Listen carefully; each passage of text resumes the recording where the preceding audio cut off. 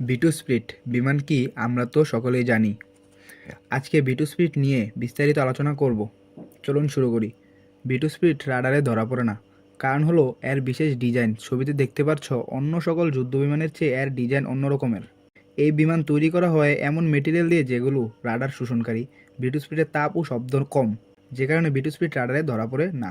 এই বিমানটি সকল যুদ্ধে ব্যবহার। সকল যুদ্ধ বলতে আমেরিকা যদি কোনো যুদ্ধে জড়ায় তখন এর ব্যবহার হয় না।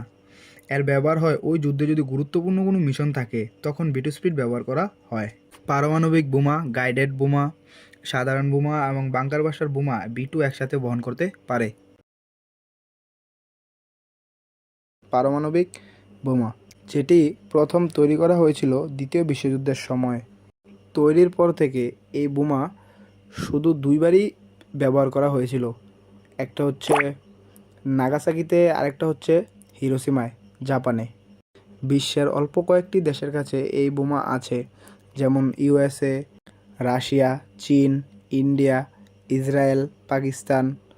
মোট 9টি দেশের কাছে এই বোম আছে। অগ্নি 6 কি?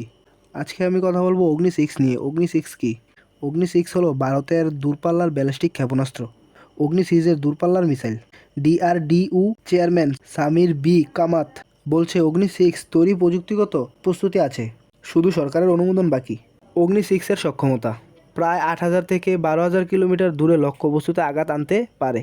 বহু ওয়ারহেড বহন করতে পারে। রাস্তা, রেল, সাবমেরিন থেকে উৎক্ষেপণ করা যাবে। আগের অগ্নি সিরিজের তুলনায় উন্নত। MIRV প্রযুক্তি থাকতে পারে। MIRV প্রযুক্তি হলো একটি মিসাইল থেকে একাধিক লক্ষ্যবস্তুতে আঘাত করতে পারে।